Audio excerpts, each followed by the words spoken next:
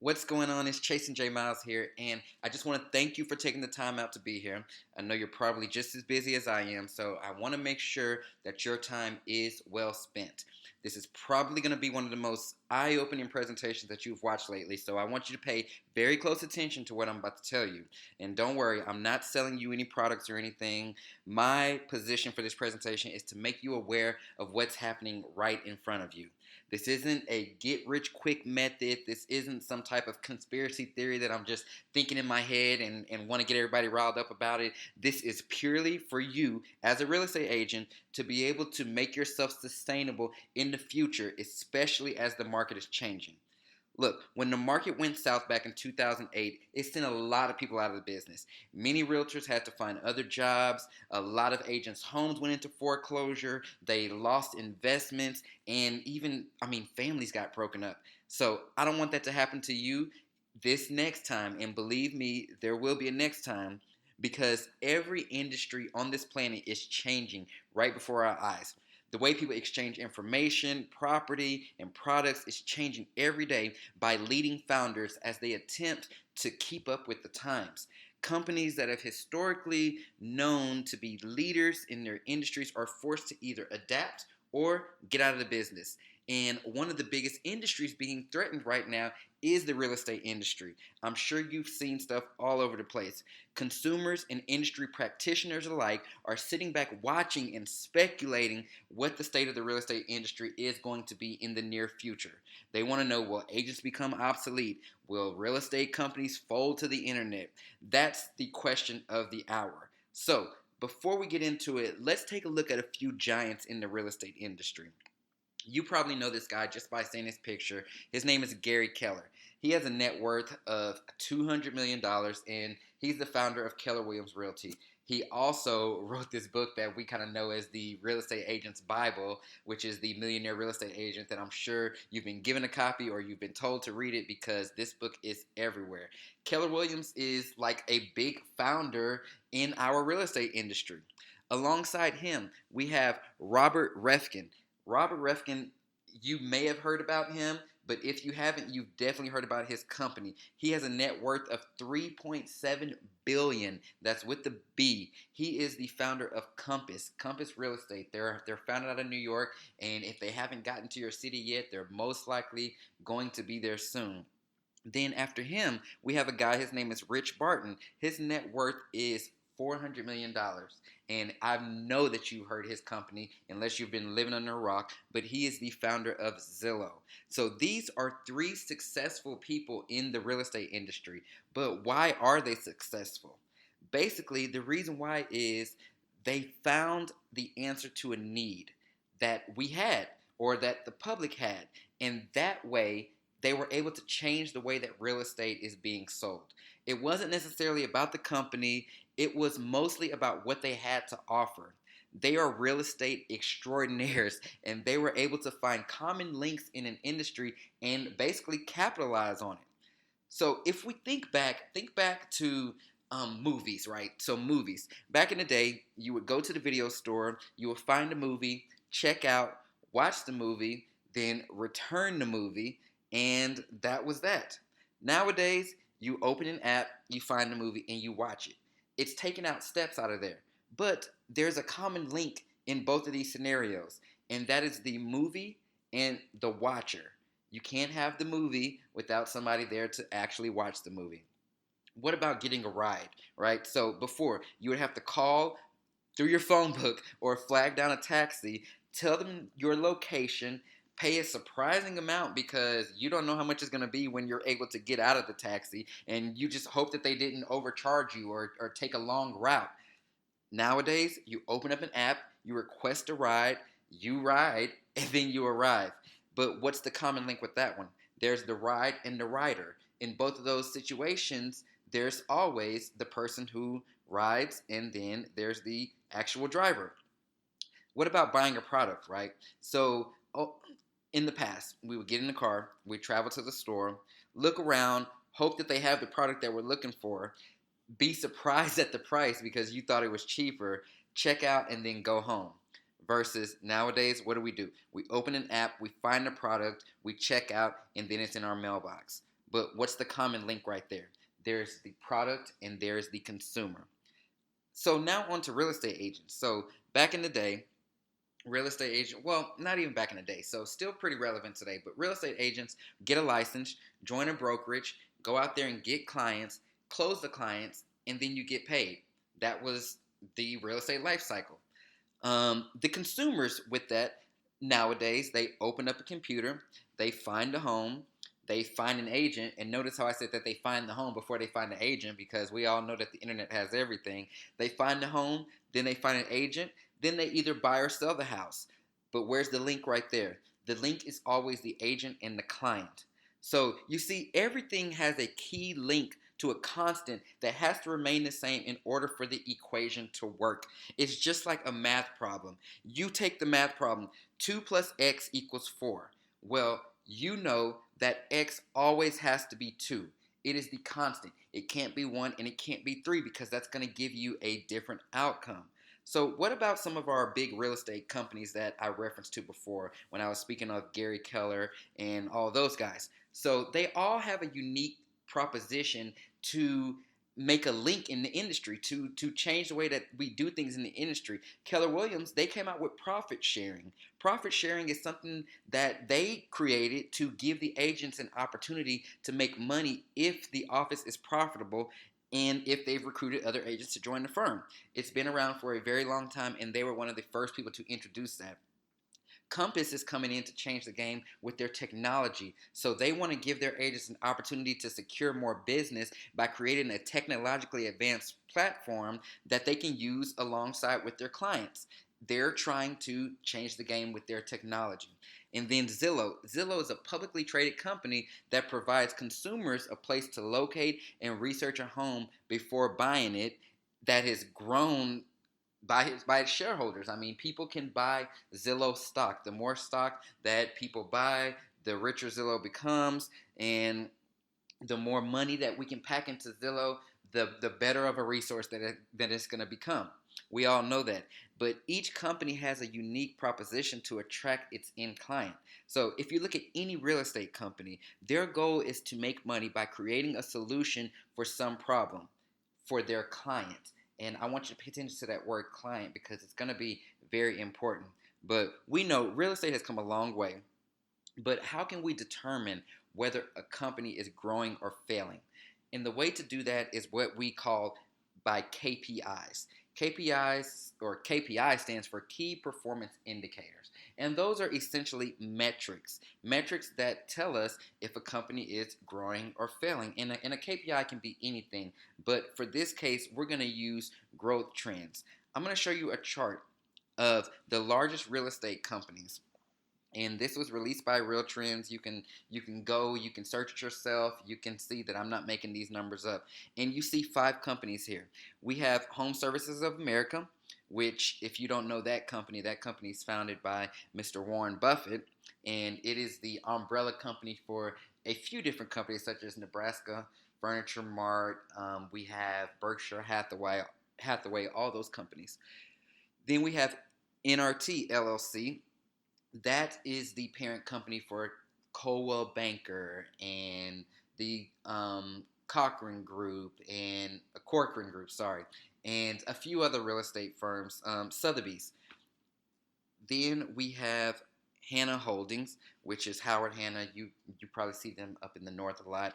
And then there's eXp Realty, which is a newer firm. And then there's HomeSmart.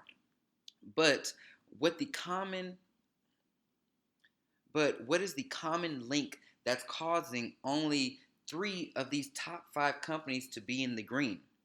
Well, here's what it is. It's their ability to adapt to a changing industry. Let's take a look at how some other industries have adapted. First, we have Blockbuster. We remember Blockbuster to be the place where you get movies. Well, now we know Netflix. Blockbuster doesn't exist anymore. And how did they do this? They took things in the cloud. Next, Circuit City. Now we have Spotify, so you don't really go into the record store to buy CDs anymore. It just doesn't exist. Nowadays, you just open up your Spotify app, listen to what you want to listen to. And how did they do this? They took things into the cloud.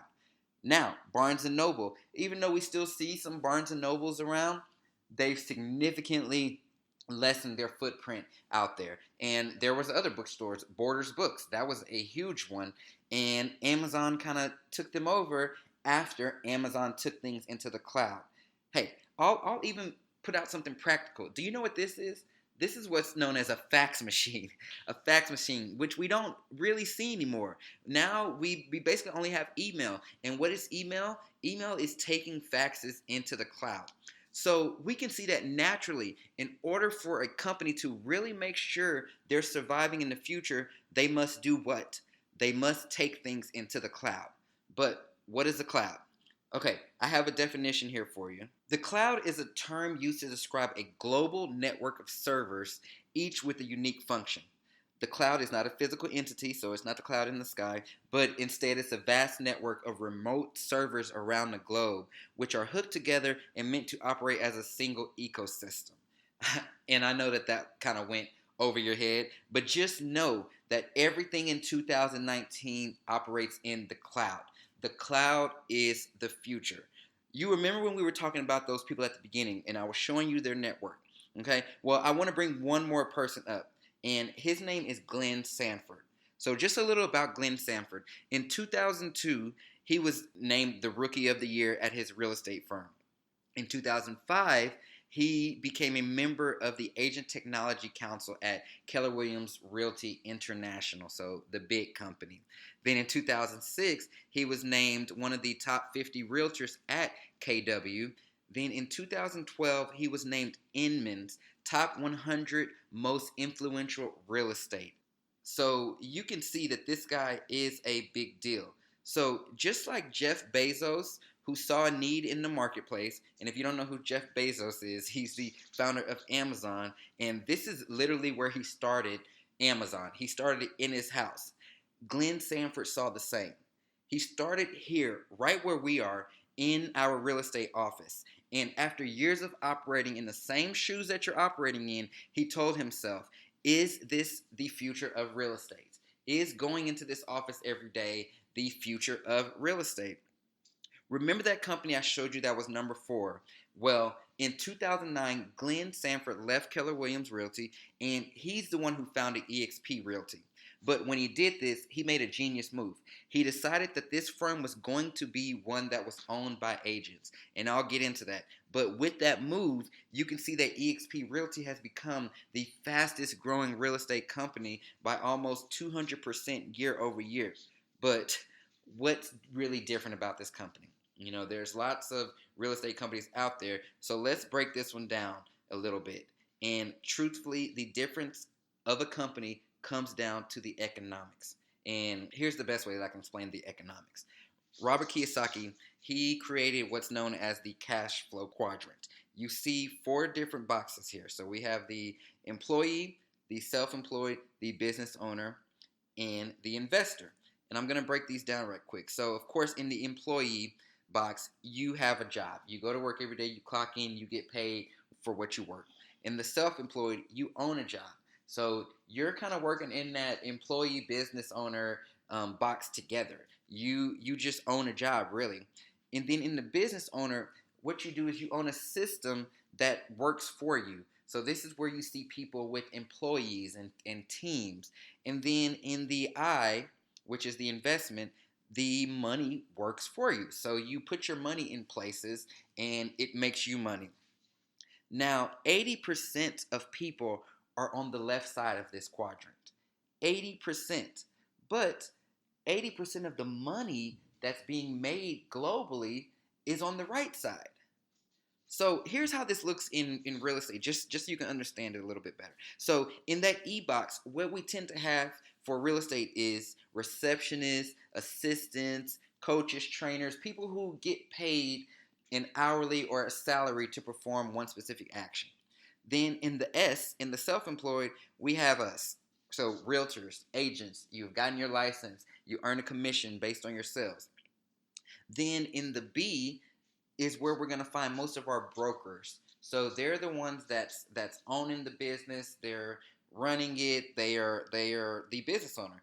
And then in the I, which is the investors, this is where we have the actual owners. So if you've ever heard the term broker owner, they're putting themselves in that B and I box. But an owner of a real estate firm can be different from a broker of a real estate firm. So here's the problem with all of this, though. The problem with only being an S is if you stop working, then you stop making money. The problem with only being a B is you have to work up to this point and you can't become a broker overnight. Like, you have to put in years and years. So all you can really do is work. The problem with being only in the I is it takes a tremendous amount of money to invest in a real estate office. I mean, all the people, all the systems, all that kind of stuff. It takes a lot of money. And then the problem with being only an E is that you're capped at the amount of money that you can make. So, how can you be in multiple boxes at once? Because there's a place for all of these, but you don't just want to be in one of them. Well, that was the problem that Glenn Sanford decided to solve. Now, we talked about how some of the most successful companies today decided to adapt a cloud infrastructure, and that was what Glenn Sanford decided to do as well. But before we move on, in the beginning, we said that in order for a company to be sustainable, they had to really focus on the links that kept the industry moving. That's another area that Mr. Sanford decided to keep in mind.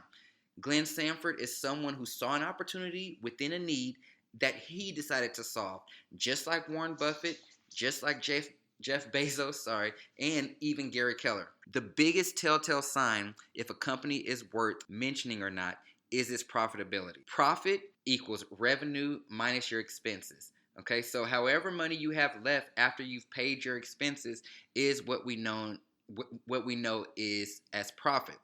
So if you make more money and you have less expenses than the next guy, then you'll become more profitable and you'll be looked at as more profitable. So with being founded in only 2009, how did eXp Realty make this top 5 list? Basically, they became more profitable. It was quite simple how it happened. They basically stripped away all the overhead, which are things like your leasing costs, insurance costs, utility costs, capital expenditures, salaries, maintenance, all that kind of stuff. And this put more money in the bank. But guess what? Unlike most companies, this doesn't all go to Glenn Sanford. This was the next way that he decided to change the way that real estate is done. You see, real estate typically funnels money in 3 different ways. There's your traditional brokerage, there's your flat fee brokerage, and then there's your cloud brokerage. Now, in the traditional, all the money flows up to the owner. So you at the bottom, you're the agent, and then it goes up to some staff, then a broker, then maybe a regional manager, then the owner. So all the money funnels up. Next, in a flat fee, it's more of a situation to where they give you the savings as the agent so that you could pass those on to your clients. So again, you as the agent, you're not really getting the biggest bulk of money. And then lastly, in the cloud brokerage, which we're starting to see more and more now, it's really centered around you, the agent. In a cloud brokerage, the agent makes the money. And here's how this is done. So the commissions involve what's called a cap. The cool thing about this is that all agents are on an 80-20 commission until you cap. So it doesn't matter if you're brand new or you've been in the business for a long time. You don't have to worry about sacrificing your commission. And after you've paid $16,000 into the company from your commissions, then you get 100% commission. So you cap at $16,000. It's less if you're on a team, but this is the standard. And then, of course, with any real estate firm, there's your standard cost. So $149 to start, $85 a month, $25 broker review, and then $40 risk management fee. And I'll go into some of these here shortly. So that's the first way. Next, there's the stock equity opportunities. Now, this is something that is pretty unheard of for a real estate company because at any other companies, you're not going to have any ownership in the actual company. So what they've done at eXp is they give you stock. They give you stock when you close transactions. They give you stock when you become an icon, which is a status that you can get. They give you discounted stock. So many ways to earn revenue when it comes to these stock options. Then lastly, which is my favorite, is the revenue sharing. So revenue sharing, it allows you to make money through people who you introduce to the business. And this could be a little technical, so I won't go into it too much, but just know that you have that capability right there for you. This is how you can move from the left side of the box to the right side of the box. Going back to traditions, this is what companies like Netflix did to put Blockbuster out of business, or Spotify to change the way that music is played and purchased, or Amazon to Barnes and Noble, and now EXP to the traditional brokerage. Traditionally, with real estate brokerages, you're going to make a sale, they're going to pay you out your commission, you'll pay their franchise fee, their royalty fees, whatever, all that kind of stuff, and then maybe earn a profit share if you've brought other agents to the company. Well, in the future, or I guess I should say the present, when you make a sale, you'll get your commission, you'll earn stock, and you'll earn revenue share. You'll notice that there's profit share and revenue share, and I want to make sure that you understand the difference. So profit share is money that's off of profits, which is money that you get to make a portion of if the office is profitable. And remember, profitable is going to mean they're your revenue minus the expenses. So whatever money that the real estate office brought in, once they subtract all their expenses, if there's still money, then they're going to split that with all the agents who have brought agents to that brokerage. Well, revenue share is off the total revenue. It doesn't matter about profit. It doesn't matter if the company lost money. As long as there was money that was brought in, you get that revenue share. What does this do? Basically, it makes the agent happier, and it makes you want to work harder because you're making more money. Okay? I just recently attended an event in Las Vegas because I wanted to see how successful people were truly becoming at this company. And honestly, I was blown away. To see hundreds of people making an additional $10, $20, $30, $40, $50,000 a month just from the revenue sharing, like not even including their commissions, just for the revenue sharing, and how it's changed their lives and changed their families' lives, it was truly remarkable. But what really did it for me was the time that it took them to do it. There were so many stories of agents making thousands of dollars passively in less than 2 years. This was unheard of in the real estate world. I've been in real estate for going on 7 years, and I have never, ever had a company want to pay me money for being a real estate agent, or I have never had somebody give me a share of money because I've introduced other agents to that company. Like none of that stuff, In the real estate world, the top two ways that agents have historically made money was either selling a home or investing in your own homes. And honestly, that hasn't been a true story for a lot of people because a lot of people don't have a lot of money to invest, and some agents out there, unfortunately, aren't able to sell homes. So this creates a whole nother way that an agent can make money. Agents have never had the ability to have ownership in their companies through stock, and no broker has gone so far to share what their revenue was with their fellow agents. Because, it didn't matter. It didn't matter. It was their money that they were getting, and you were just an agent. Brokers will say things like, well, we make all the investments for you to become successful, which is true. They invest in the buildings, the training, the staff, supplies, all that kind of stuff. So honestly, there's not much money left after they've paid themselves. So how does a cloud brokerage do the same? So like EXP, how does EXP do that? Simple. They've taken out all the unnecessary overhead, and they just focus on what's important, which is supporting the agents. So let me show you what that looks like. Basically, there's a few areas of, I guess you could say, solutions. So there's EXP Enterprise, SkySlope, Workplace by Facebook, CRM and lead generation, and then branding and marketing. Enterprise is pretty much where you're going to manage your business. So you can see your agent details, you can see all your commissions, what money you've made, how close you are to capping. You're going to see your stock awards in there, and you'll get real-time performance reports. It's a pretty powerful thing for you to be able to manage your business. Next, there's SkySlope. SkySlope is a transaction management system. So you're going to upload all your documents into that. They're going to be reviewed there. You can send documents for people to sign. It does a lot. So you're literally running your business from this when it comes to doing transactions. Next, there's Workplace by Facebook. I know a big concern of a lot of people is, well, are there people there for me to talk to, and how can I get my questions answered? Well, this is what Workplace is. Workplace has every person of the company on here, including Mr. Glenn Sanford, like I told you about before. So you can discuss topics and projects.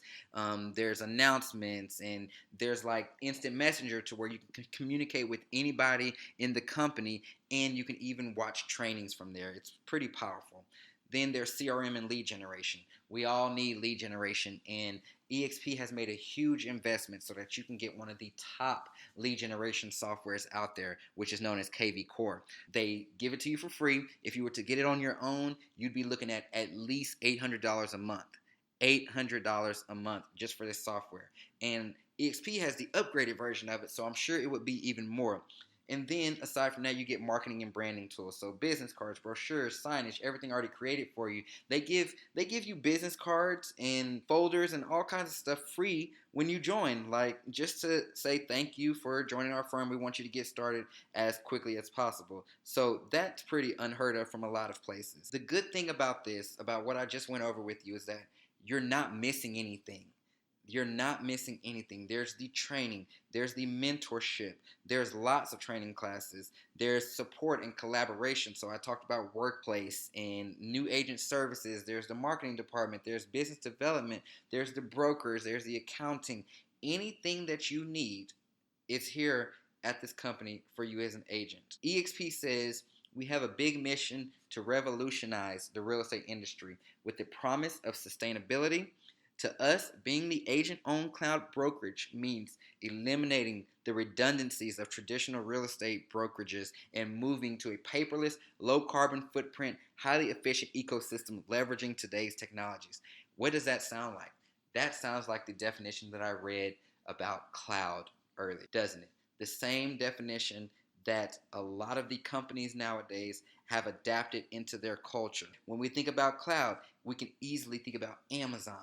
We can think about Uber. We can think about Netflix. All of these companies that have moved the traditional way of doing things into a cloud, the same way EXP has. How have they done this? They went paperless. They've reduced travel time. They've reduced the carbon footprint. They've stripped away all the unnecessary items that we don't need, that we're spending money on left and right to do our jobs. And they've added every single thing that you can need or want, the same way that Jeff Bezos did with Amazon. So let me ask you this. At your current brokerage, who makes all the money? If you stop selling today, how much of your income would go away? What does your retirement plan look like? Or how much ownership do you currently have or will you have at your current brokerage? These are all questions that affect the future of your life when it comes to working as a real estate agent. When the markets turn, the people who can sustain are going to be the people who are in a system like this. Okay? They're going to be the people who have other revenue streams coming in. It's not going to be the agent who solely has to rely on selling one home to get a paycheck. Because when people stop moving around because they don't have the money to, they're going to be the ones that are forced out of the business. You want other ways of making money. You've heard this. If you're a business owner, you know this to be the truth, that multiple streams of income is what make the wealthy wealthy. All right? So you have two choices right now. You can make the choice to operate in the cloud, or you can remain on the left side of the box where 80% of the people are. But my advice is time for you to really think about and think hard about your future and your legacy.